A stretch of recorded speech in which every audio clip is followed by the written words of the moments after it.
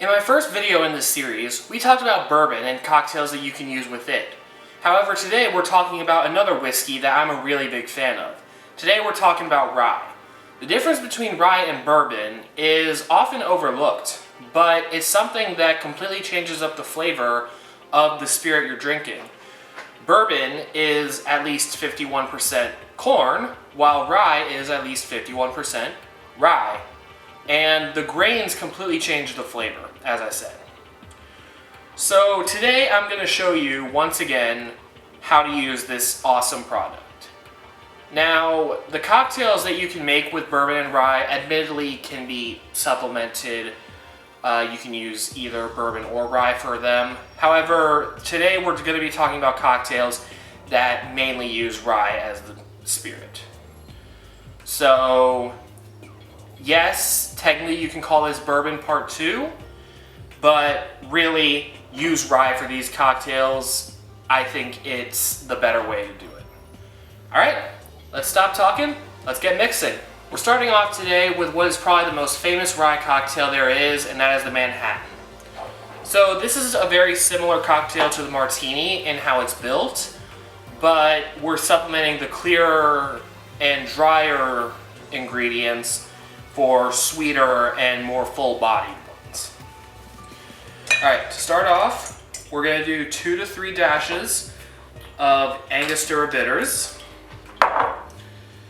Then we're going to use 1 ounce of our sweet vermouth. Finally, 2 ounces of our rye.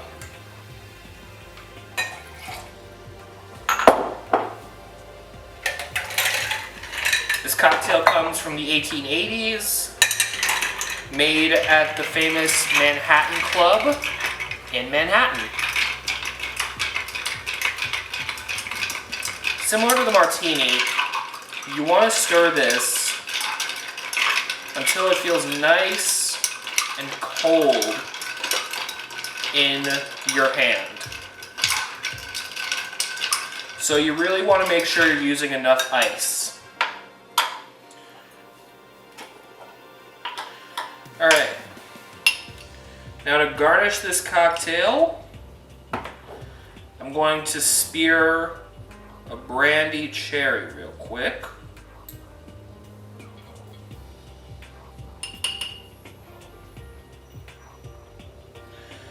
I like to make sure that it's at the end of my spear. And then you just pour the Manhattan straight in there.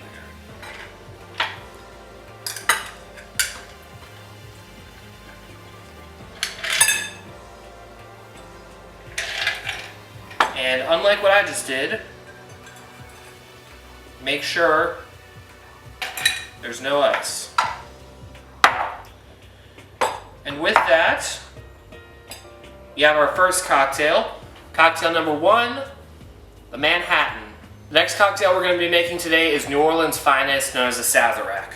So to start this cocktail off, we're actually going to give our glass an absinthe rinse. So I have here an atomizer, and if we take this off, you see that I have it filled with absinthe. Absinthe is a licorice-based, higher-proof liqueur. There's a lot of mystique around it, with a lot of stories about people seemingly going crazy based off the absinthe that they have. It's unlikely that any of that's true, but it's just an interesting story to tell. You want to give the glass a healthy rinse of absinthe. Now we can get to making the cocktail. So we're using a specific kind of bitters known as Peychaud's bitters for this, as well as Angostura. But we're going to use a higher amount of Peychaud's. So I like to do a good amount of Peychaud's bitters, 4 to 5 dashes. And then 1 dash of Angostura bitters. A lot of people sometimes don't include the Angostura bitters. I think it adds a little bit of complexity to the drink that you don't get from just the Peychaud's on its own. And then we're going to do 2 ounces of our rye.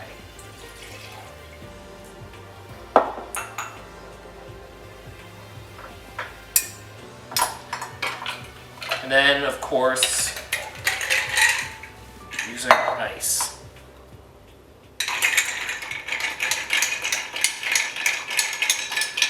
Now this drink is typically served up,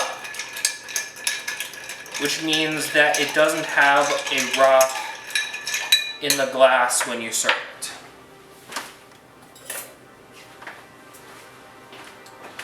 Now, we're actually going to take our strainer this time, because I forgot it in the Manhattan, and just pour that straight in. The Peychaud's Bitters gives it a beautiful color, I think. And then the garnish for the Sazerac is debated. Some people just express the oils of a lemon twist and then throw it out. I learned to put it inside the glass like this. The absinthe gives the glass a little bit more stickiness along with the oil. So that way people can choose whether they want the lemon or not. And there you go. Cocktail number 2, New Orleans' finest, the Sazerac. Next up, we're going to do something literally called the improved whiskey cocktail.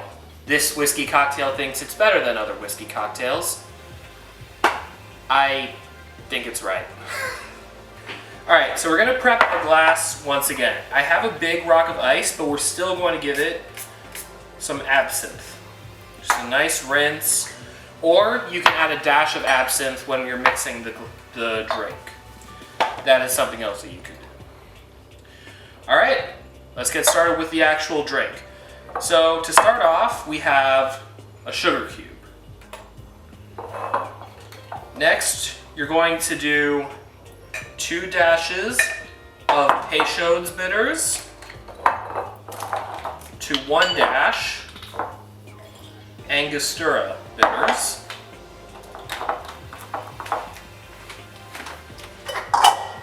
And we're going to get a muddler and really press that sugar cube down and get it to start to dissolve.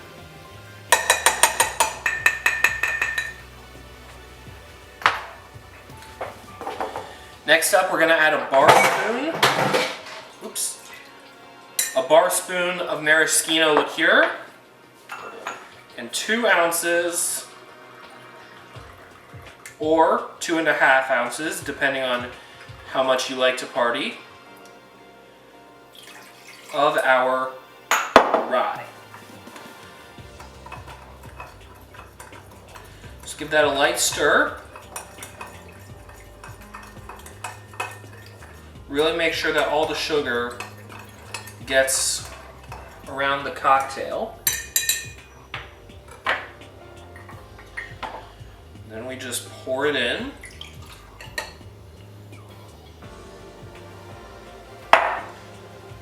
And this cocktail, similar to the Sazerac, if you do it like me, kind of broke a little bit, gets a lemon peel. So there you go. Cocktail number 3, the improved whiskey cocktail.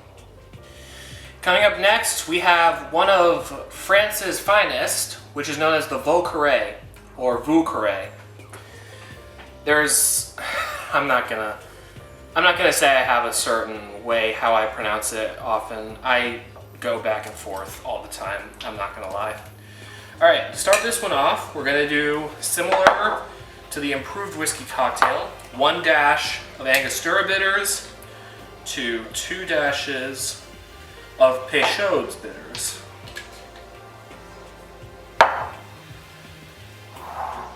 Then we're going to do an equal part spec for a lot of our ingredients. Starting off with French sweet vermouth,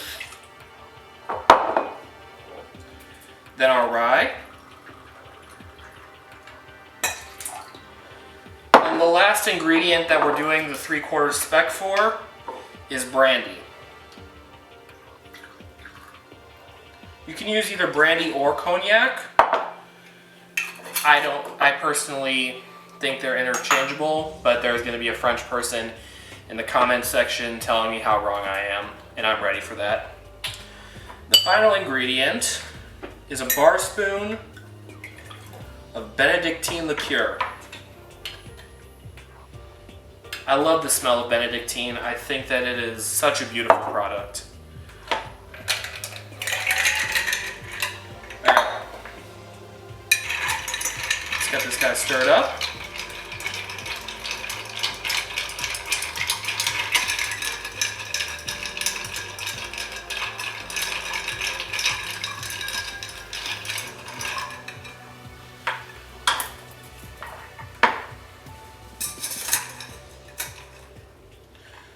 The Vieux Carre is a beautiful cocktail that combines a lot of ingredients.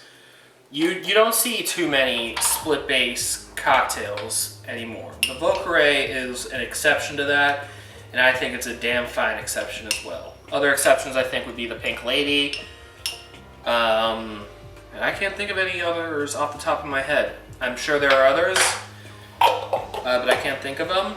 And I garnish this with a brandy cherry, as you probably saw. But anyways, there you go. Cocktail number 4, the Vieux Carre. The next cocktail that we're going to be doing is a tropical number, which you don't see a lot of with rye whiskey, but this is a good example of one. I think it's delicious. It's called the Algonquin. Now the first thing that we're going to need is pineapple juice. We're going to get 3/4 ounce of pineapple juice, 3/4 ounce of dry vermouth, and 1.5 ounces of our rye. This is surprisingly our first shaken drink of the video, and it's a good one to start off with.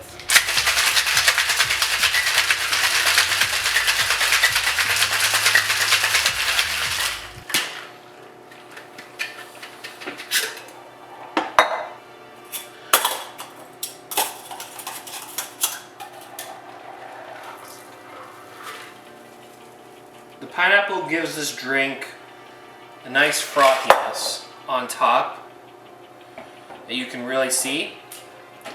And similar to the Manhattan and the Vieux Carre, I garnish it with a nice brandy cherry at the bottom. So there you go. Cocktail number 5, the Algonquin. Cocktail number 6, we have a cocktail named the Monte Carlo. It was named after a man named Carlo who climbed a mountain, and yeah, I'm BSing you guys. Obviously it's named after the city of Monte Carlo. But no matter what it's named after, let's get started. We're going to do 1/2 ounce of Benedictine. Benedictine is like absinthe and chartreuse, where we don't really know all the ingredients of it, but it's still delicious anyways. We're going to do 2 ounces of our rye.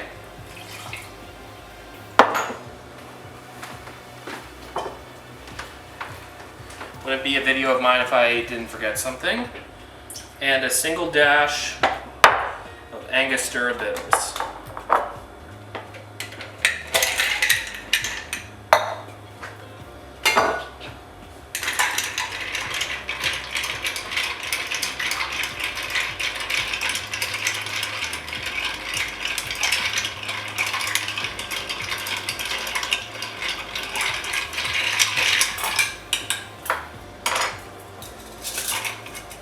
This cocktail is one of the most famous old-fashioned variations. And I think it goes best with a nice orange twist.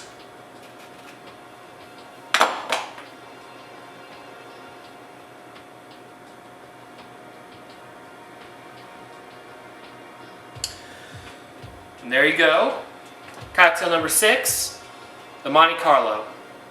The final cocktail and cocktail number 7 we're doing is called the Blinker. This is one of my personal favorites, and you'll see why.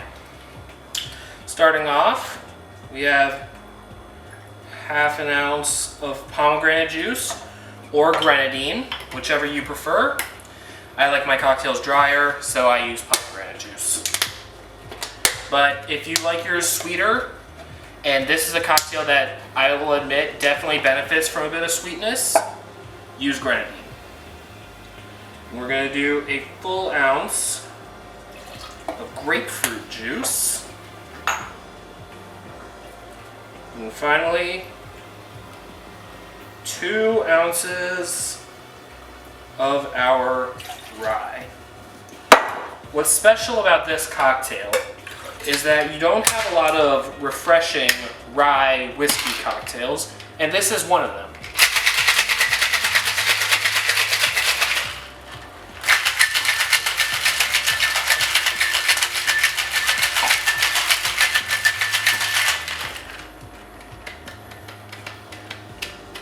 I also think that the grenadine and grapefruit juice give this cocktail just a beautiful color.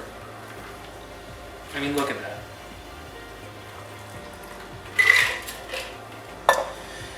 And there you have it. Our final cocktail of the day, cocktail number 7, the Blinker. Before Prohibition, rye was the undisputed king of spirits. After that, though, it took a little bit of a downturn where people started preferring more bourbons or Canadian whiskeys, but I'm glad to say that rye is making a comeback recently. A lot of people have been loving stuff like a Rye Old Fashioned or the Manhattan much more, and I'm really glad to see that. Rye is one of my favorite spirits, and I like to see things that I like succeeding. These two are some of my favorites. You have Michter's and Piggyback by Whistle Pig. And I think that they're pretty reasonably priced. Another great one, though, is High West Double Rye. That is my father's personal favorite. Alright, with that, though, we have covered rye. Once again, comment below what spirit I should tackle next. I think I've got just a couple more in mind for the main spirits that I want to do. And then I'm going to move into some crazier stuff. So I'm really looking forward to that. Hopefully I can continue my Smash Brothers series as well. I just need to come up with a couple more cocktails for some characters. But with that, have a great night. Cheers. And I'll see you next time.